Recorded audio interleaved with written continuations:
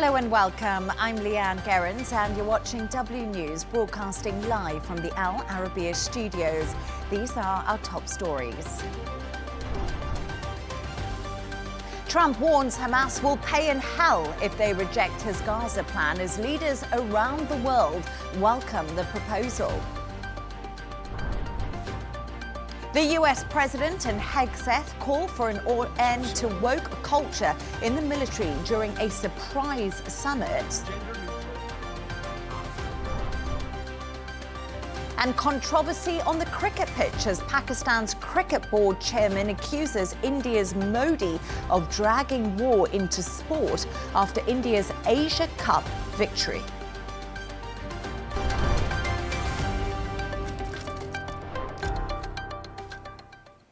Now, President Trump has warned Hamas they will pay in hell if they reject his Gaza peace plan.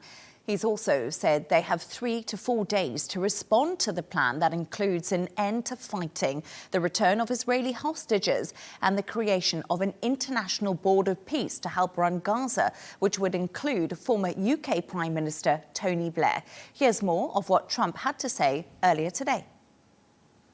How long do you plan to give Hamas to respond to the ceasefire proposal you've laid out? We're going to do about 3 or 4 days. We'll see how it is. All of the Arab countries are signed up. The Muslim countries all signed up. Israel's all signed up. We're just waiting for Hamas. And Hamas is either going to be doing it or not. And if it's not, it's going to be a very sad end. And is there room to negotiate, Mr. President? Is there room to negotiate, or is this a take it or leave it deal? Is there room to negotiate with Hamas, or is this a take it or leave it deal? You know, with Hamas, we want very simple. We want the hostages back immediately, and we want some good behavior. And, you know, it's pretty simple. You don't get simpler. Think of it. We've signed every country in the Middle East. This was like an impossible thing. It's never been done before. For more on this, I'm joined by Fatah spokesperson, Dr. Jamal Nazal. Jamal, thank you so much for taking time to join us this evening. Thank you. First of all, does Fatah support President Trump's 20-point Gaza peace plan? We support the plan. We support the ceasefire. And the Palestinian president welcomed this plan. Fatah welcomed this plan. We want this to happen because we see that we are all we need the ceasefire. We need the ceasefire now. And there are positive things in the plan. It's not as if it applies completely to what we aspire to have immediately, but I think it's something we can work on. So you said you think it's something you can work on. In President Trump's peace plan, the Palestinian Authority must reform itself. What will this mean for Fatah? Will your party have to give up its institutional power?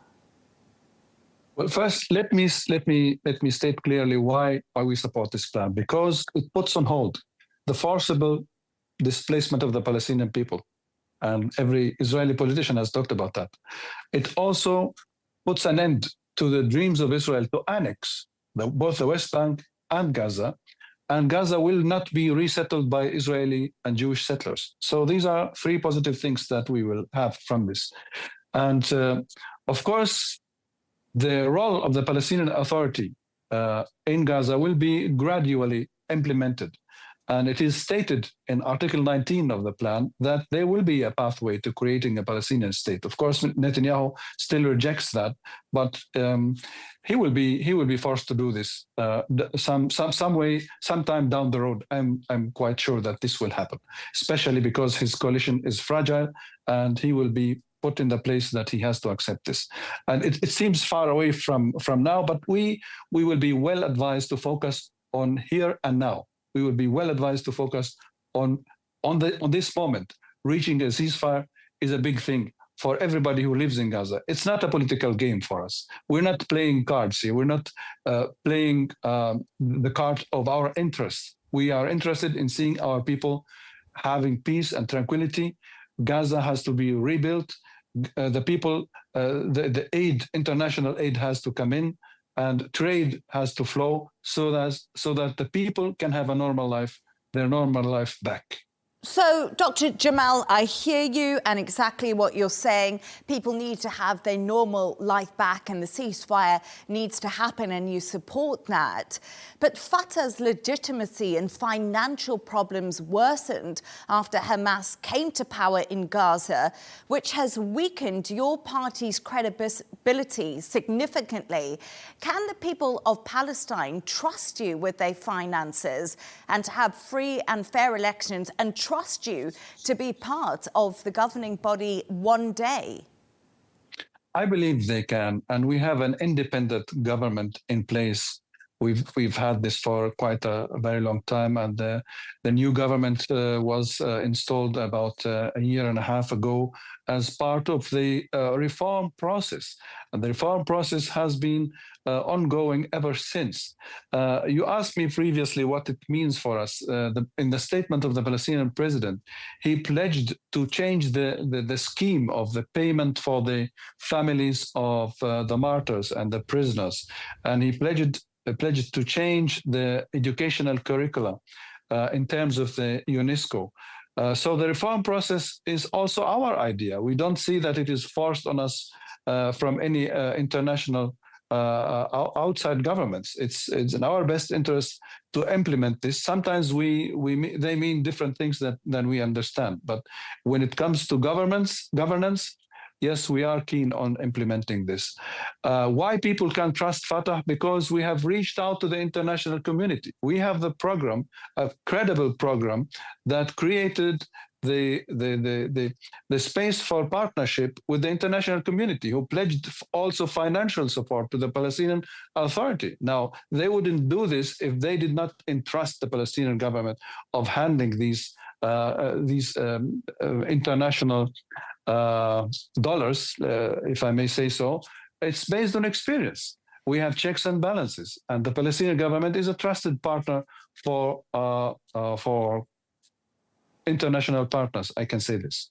So many analysts would argue with you. They will say there's lack of credibility for Fatah in the eyes of Americans, Israelis, Europeans, and above the Palestinian people. But despite that, you still think Fatah will have a role in a future government within Palestine once we get there? I believe Fatah still enjoys a great deal of support in the Palestinian people. Fatah wasn't part of October 7th, which has brought disasters on the Palestinian people. And we kept our head, and we believed in our president and his program.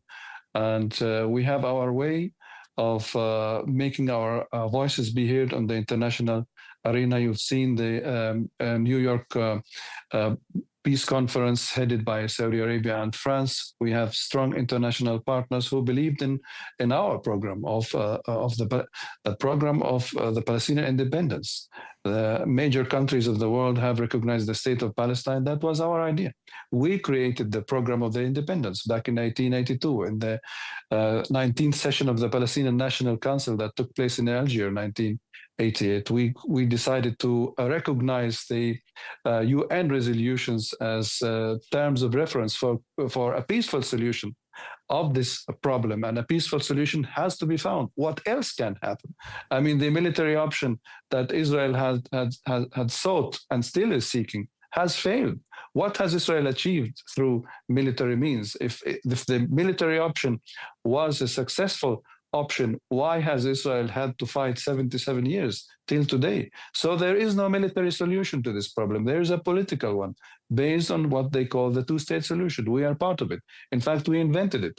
When the PLO recognized Israel back in 1993, the foundation for a peaceful settlement was created with our hands, with our support. Without us, it will not work. So Fatah is still the biggest movement in the Palestinian arena. And we believe without Fatah, not much can be done. That is an interesting point, because if, as I did say, this 20-point plan does outline that reform is needed when it comes to the Palestinian Authority. But I just want to move on to something else. Do you believe the former UK Prime Minister, Tony Blair, should have a role in Gaza's future? Well, if I had a wish, It would be the immediate installment of the Palestinian government in Gaza with international support.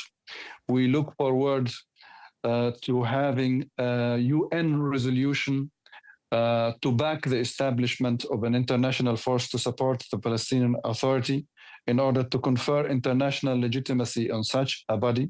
And I believe Mr. Blair can be given a chance to assist and support, but there should be no international replacement to the Palestinian government. After all, we haven't fought this long against the Israeli occupation and for our independence to end up being colonized by a foreign power. And I hope this is not the intention. I believe it is not the intention. As President Trump has said in the soundbite, a lot of Arab and Muslim countries have signed up for this plan. We trust them.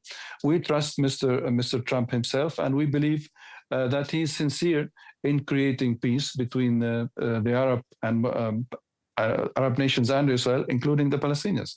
And most Arab nations are saying without the Palestinian state, there will be no partnership in peace or whatever with Israel. So, Dr. Jamal, what happens if Hamas does not accept this proposal that is on the table? I don't want to speculate. I am afraid they come from a closed mindset, and they are not able to cast a critical look on what they have done, nor can they create a creative perspective on the future. So I'm afraid they are stuck within themselves, and I hope that their friends like Qatar and mediators like Egypt will explain to Hamas that it is time to end this thing and to have a ceasefire. I believe both Qatar and Egypt have a shot at convincing Hamas to do the right thing in this moment. Dr. Jamal Nazal, always great to have your insights and analysis. Thank you. I'm now joined by Baroness Kate Hoey, a non-affiliated member of the House of Lords and former Labour MP for 30 years. Baroness, it's an absolute pleasure to have you on the show. Thank you so much for joining me. I did ask my guest just before you the thoughts on former UK Prime Minister Tony Blair. He's been one of the key architects of the Gaza peace plan. There's opposition to his appointment, but Blair is an experienced negotiator. Where has he succeeded in the past? Well, I think you're quite right. He's been involved very much and was instrumental in helping to bring about what was called the Belfast Good Friday Agreement in Northern Ireland, and that was when the IRA, who had been fighting a war against the people in Northern Ireland for a very long time and wanted a united Ireland, had to accept that there was a peace agreement. They signed up to. The other side, the pro-union people who believed in staying part of the United Kingdom, they signed up to it. And this was at the time when Tony Blair was the Prime Minister. And he made it a very, there was a lot of things going on at that time.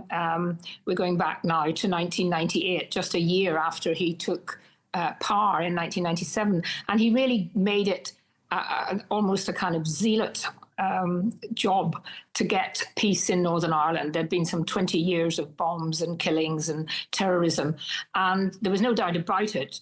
If he hadn't taken the lead in that, although it did make, obviously other people were involved, it would not have happened as it did. So I think he has that track record. Of course, he also has a track record of, Iraq and what happened there. And so I think the announcement by Trump has raised a few eyebrows in the United Kingdom, because he's kept a very low profile here since he stopped being Prime Minister, although he's been very busy internationally. So I think, we will see, but he certainly has got a record in terms of diplomacy and bringing two sides together. Whether that can work, of course, in Palestine is a very different issue. Yeah, absolutely. And you brought up something that I wanted to talk to you a little bit about. So the invasion of Iraq in 2003, you did mention it there, does hang over Tony Blair. And it was quite interesting because Jeremy Corbyn has said Blair shouldn't be anywhere near the Middle East after his catastrophic decision to invade Iraq. How can he ever be trusted by the Palestinian people and also convince his critics? And I guess another question I could add on to that, does this put tensions in the Labour Party? Yes, I mean, there has been a lot of speculation today in the media in the United Kingdom about the Iraq situation. And, you know, I think a lot of surprise, perhaps, that the Arab countries who have signed up to the Trump settlement proposals haven't queried the fact that Tony Blair is involved, given his history of the Iraq War. And, you know, when we had an inquiry into it and it proved that all sorts of things had been said that weren't true, and there was a dodgy dossier and all of that kind of thing. So I am surprised that he's been given you know, such a sort of almost carte blanche acceptance by some of the Arab countries. And I haven't heard really what Palestinians said. I noticed your previous interview didn't really answer the question about Tony Blair. But of course, Trump would be leading the peace board that he's going to be put on. And there are presumably going to be other international figures on it. He has spent, I have to say, a lot of time in the Middle East, and he was part of that quartet group that was brought together to try and bring economic development to Palestine some years ago. I'm not sure that was particularly successful, but he has been, I suppose, what you'd call a mover and a shaker in international affairs, and therefore was someone who Trump, obviously, he had been working himself, Blair, to get in. He'd been meeting with Trump, I think, about a month ago about this. And in terms of Labour, I mean, he isn't a popular figure amongst former Labour people and indeed current Labour Party members. But then the Labour government at the moment, it's the middle of their political conference at the moment. They're going through quite a difficult time. So perhaps the shine of Tony Blair being the Prime Minister who was seen up until the Iraq situation was seen as a very successful Prime Minister. Perhaps the current Labour government and Keir Starmer, the Prime Minister, is hoping that this will rub off on the current government. Yeah, that's really interesting. Let's talk a little bit about this Labour Party conference that's been going on, because one thing I did notice in the speech that Wes Streeting gave and also the speech that Keir Starmer gave, there was a lot of mention of reform and Nigel Farage. I mean, that name came up so much, and Nigel Farage actually said, I'm living rent-free in the heads of the Labour Party, which is absolutely true. And I was surprised by how much he was mentioned, because Reform have 5 MPs currently in the UK, but Labour see them as such a huge threat. What is going so wrong after that landslide majority just a year ago? Well, I can speak very openly because I'm not a Labour Party member anymore, and I do recognise the huge opinion, the huge lead that Reform has in the current opinion polls. Of course, as a general election is some time away, probably 3 years, but they are very, very far ahead of Labour. And of course, the Conservatives have dropped back to, being a poor third. And so there was no doubt about it. This Prime Minister's speech today and all the other cabinet ministers, they've obviously made a decision. We are going to absolutely go for Nigel Farage. Now, it may help, but I think it could be actually counterproductive, because there's been some very nasty personal things said about Nigel Farage, which I think his supporters will be very angry about. I think he himself is very angry about. And Labour, in politics, once you start attacking the person and not the policies, and of course now the things that the Prime Minister did say today about policies have kind of been overruled, or overseen by the personal stuff. And I think Nigel Farage was mentioned about nearly a dozen times in the speech. So I don't think that's going to particularly help Labour. But we have to wait and see. You know, polls can change, but I don't think there's anything today that will make people who were supporting reform go back to Labour. And we are seeing a very big shift in politics in the United Kingdom.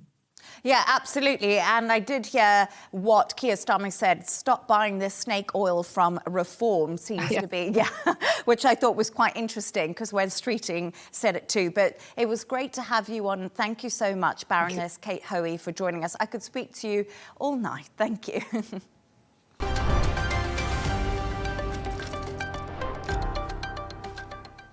President Trump and Defense Secretary Pete Hegseth have told hundreds of top US military leaders that woke culture is officially over in the armed forces. Hegseth rolled out new gender-neutral fitness standards and relaxed some disciplinary rules, whilst Trump spoke about nuclear strength and took aim at previous commanders-in-chief. The surprise summit comes as global tensions rise and as a government shutdown does loom. Here's some of Hegseth's speech. Frankly, it's tiring to look out at combat formations, or really any formation, and see fat troops. Likewise, it's completely unacceptable to see fat generals and admirals in the halls of the Pentagon and leading commands around the country and the world. It's a bad look. It is bad, and it's not who we are. So whether you're an airborne ranger or a chairborne ranger, a brand new private or a four-star general, you need to meet the height and weight standards and pass your PT test. For more on this, I'm joined by Dr. Darren Porcher, former NYPD lieutenant and criminal justice expert. It's a pleasure to have you on, Darren. Thank you so much for joining us. OK, we just heard there from Pete Hegseth and, wow, his speech he gave today to the US Armed Forces and the top brass. Do you think that it was actually a motivational speech? We heard him use the word fat there and had some pretty outrageous things to say. Well, just to give you a background, I'm a former Army officer, and I was an executive officer for a period of time as I served in the United States Army. So when we speak to what's mentioned by Defense Secretary or Secretary of War, as it's now referred to as Pete Hegseth, I think that he's looking to transition a series of regulations within the Army. One of the things, as you mentioned in the earlier part, was the weight standards and the ability to pass a PT, basically a fitness test. And I think that this is something that's important, and unfortunately it's been overlooked for years on end. And now is the time for the people in the upper echelon as well as the individuals in the lower echelon to meet the physical standards of the Army. I think that what's most important is everyone needs to be on board.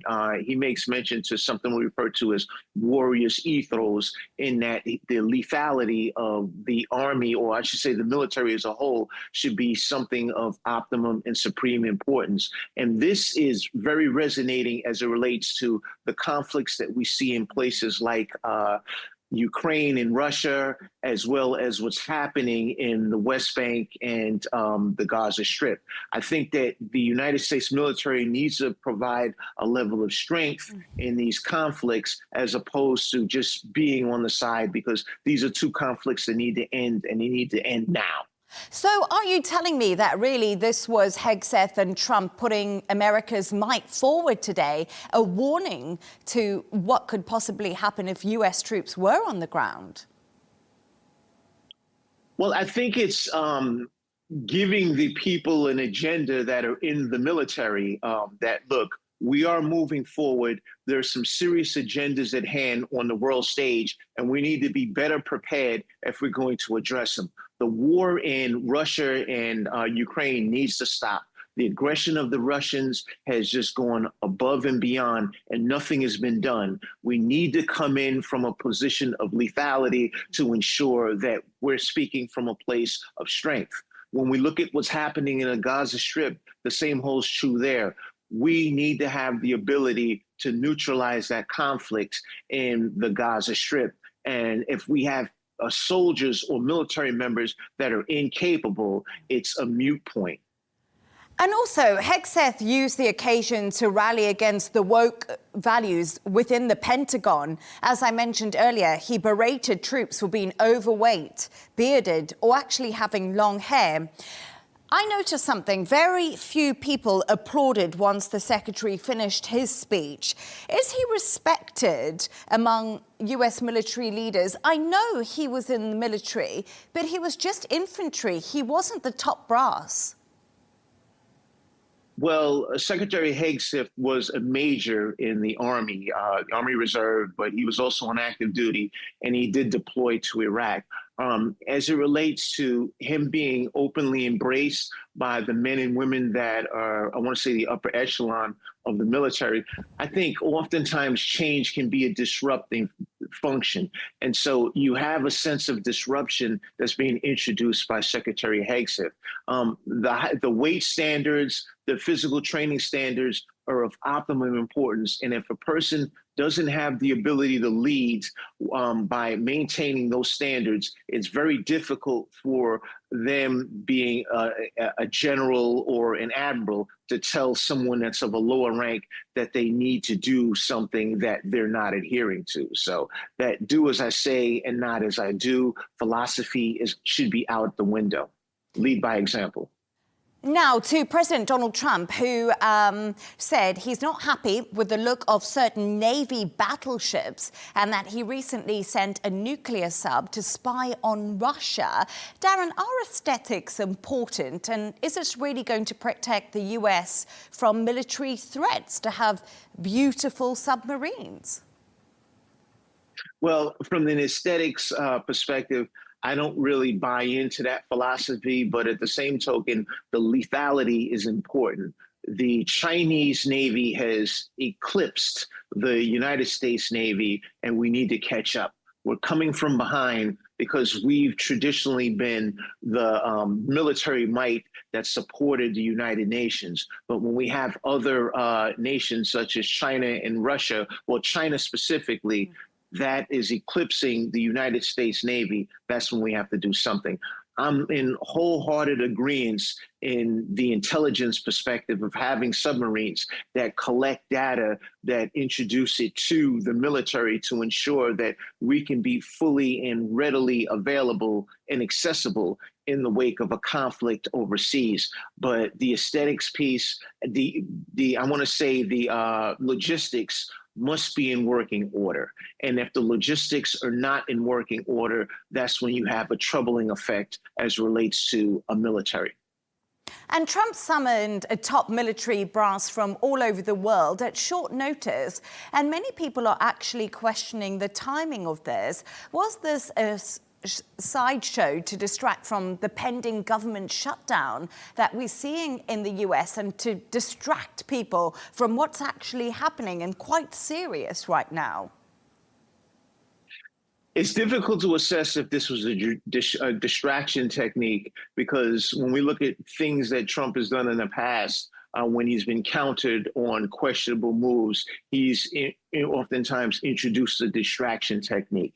Here, as it relates to the military, I think that it's of optimum importance that we support the lethality of the United States military, and whatever time this gathering of the upper echelon in the military was to convene, I think it's important, and we need to set ourselves on a right pathway to ensure that we can assist in providing a level of safety and peace throughout the globe. And Darren, you did mention there that you were in the US military. It's a difficult life, isn't it? How difficult is it to pass these PT tests and be in peak condition all the time? Well, I've always been in peak condition for my adult life. So I saw the PT test as something that was necessary, because if you have a soldier that is out of shape, then it fractures the unit in general, because a military unit operates as a chain. And if you have a weak link, then it more than likely prevents somewhat of a fracture to the unit as a whole. So I just think it is important to maintain those physical training standards to ensure that we have the fittest and brightest members in our United States military to ensure that the safety and sanctity of the United States is protected, and we can further support the mission of the United Nations to instill a level of peace on a global level. Darren, I like to think of myself in peak condition too. Darren Portia, really great to speak to you. Thank you.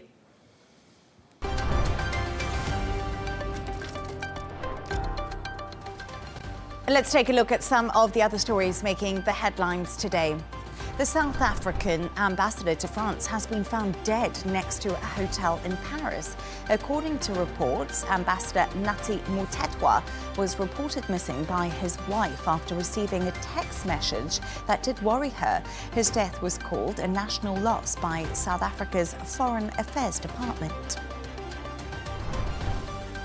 The Metropolitan Police in the UK have recovered 61,000 Bitcoin that are worth more than $6.7 billion from a Chinese woman. It marks the single largest cryptocurrency seizure in the world. Jinmin Chang pleaded guilty to illegality acquiring and possessing the cryptocurrency. The 47-year-old was involved in scamming over 120,000 victims in China between 2014 and also 2017.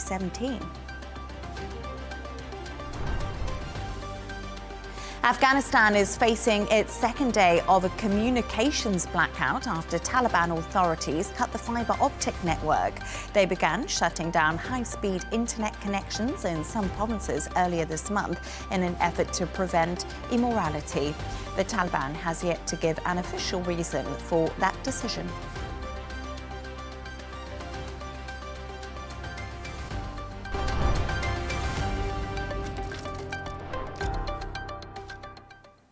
Now to South Korea, where despite tariffs of 25% placed on Seoul by Washington, local auto traders have found the market for second-hand vehicles is actually increasing. In the last 6 months, demand for the Middle East and other countries like Russia has led to a boom in Seoul's used car exports. Jan Kamenzend-Broomby has this very report. On Korea's western coastline, they stretch out into the horizon. Tens of thousands of vehicles are stored here in Incheon, South Korea, ready to be shipped abroad by auto traders like Kevin So. He's part of a booming industry that is helping mitigate the impact of US tariffs, Korea's second-hand car market. Exports to the US don't account for much of our business, and exports to other countries are bigger. So US tariffs haven't really hurt us, except those dealing with the US directly. And he's not alone. Car shipments from Korea bound for the US have dropped for 6 months straight, ever since Washington implemented a 25% tariff on Seoul. But that drop has been more than made up for. The last 3 months have seen overall increases in car exports to the rest of the world, boosted in part by record-breaking second-hand car sales. Demand in countries like Russia and Kyrgyzstan have surged, while Middle Eastern countries imported more second-hand cars than new ones from Korea. In the first half of 2025, Seoul's used car exports sprung by some 72% to $3.9 billion USD. It's a jump that has taken even some experts like Park Young-hwa by surprise. This year, we had actually expected growth to reach a little over 700,000 units overall, so we were thinking about roughly 370,000 units for the first half, but exports came in at around 450,000 units instead. But that success comes with a price. Despite surging demand, Korea's used car industry lacks the infrastructure to deal with the sudden uptick in sales. There's still no proper export complex for used cars, so private business rent these dirt lots here and park their cars there waiting to be shipped. When buyers come in the summer, their feet are stuck in the mud and it's difficult to inspect the cars. Conditions are poor in many ways. As Korea's second-hand car market plays an increasingly important role in keeping the country's car trade afloat, traders like Seoul will be hoping the trend can continue, and that new tariffs from Washington won't similarly leave them stuck in the mud. Jan Kamenzend-Broomby, Al Arabiya English.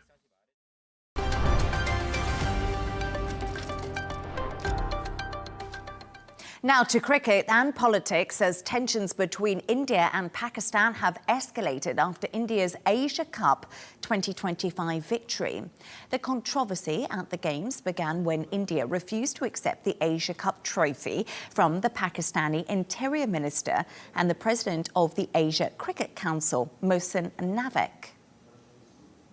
After the victory, Prime Minister Narendra Modi posted this message on X: Operation Sindoor on the Games field. Outcome is the same. India wins. Congratulations to our cricketers. Naqvi then responded by warning against dragging war into sport. He said, if war was your measure of pride, history already records your humiliating defeat. Dragging war into sport only exposes desperation and disgraces the very spirit of the game. For more on this, I'm joined by Jan Achakzai, former Information Minister of Baluchistan and geopolitical analyst. Jan, it's a pleasure to have you on the show. As I'm aware, we only have your audio, so we are unable to see you. But once again, thank you for joining us. First of all, Jan, what do you make of Narendra Modi's social media post referencing Operation Sindoor after the cricket match between India and Pakistan? Thank you very much for having me. This is unfortunate, mixing politics with cricket, particularly by the Indian politicians, media, and their cricket boards, and also their some of their players, particularly the Prime Minister himself. This is should have not come, but I think India has a record of weaponizing cricket, among other things, to whip war mongering, war hysteria, tension, and also highlight that how their aggressive narrative should fit in their domestic political compulsions. So India's weaponizing cricket is what you are saying. Has the Asia Cup, which celebrates cricket across the world's largest continent, become the latest weapon of war between the two nuclear-armed neighbours? You said India is weaponizing this, and do you think it goes further than that? Well, I think cricket should never be the case being undershadowed by the politics of a country, in this case India. It should have been a point of promoting peace and harmony, and it should have been treated on entertainment value. The country we are talking about. However, unfortunately, the history, not only the recent one, but the past tells us a different story, not playing, i.e.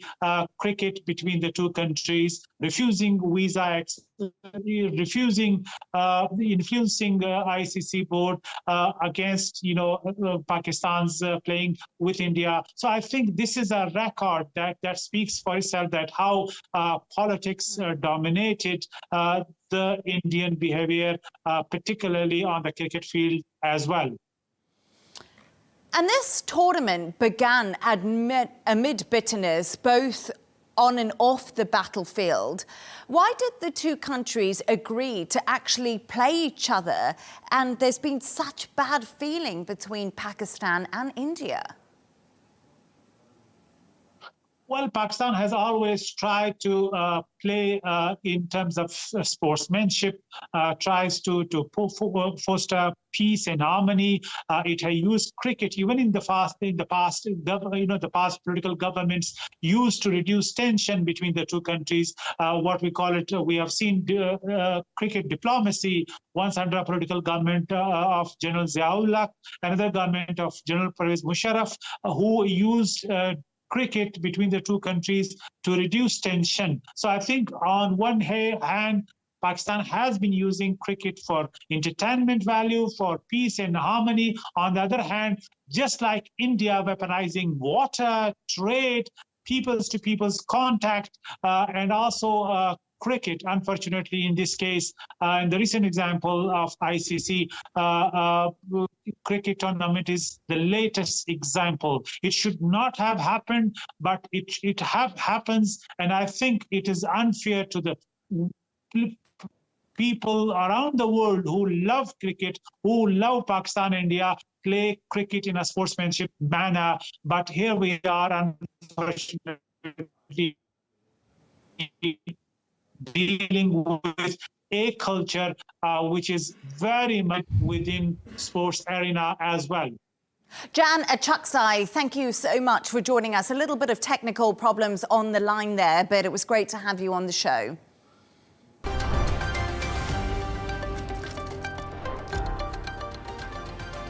A reminder of our top stories. Trump warns Hamas will pay in hell if they reject his Gaza plan, as leaders around the world welcome the proposal. The US President and Hegseth call for an end to woke culture in the military during a surprise summit. And controversy on the cricket pitch as Pakistan's cricket board chairman accuses India's Modi of dragging war into sport after India's Asia Cup victory. And that's all from us on W News. Don't forget to subscribe to our YouTube channel and, of course, follow us on X. We'll be back in a couple of hours' time with W News Extra. Goodbye and thank you.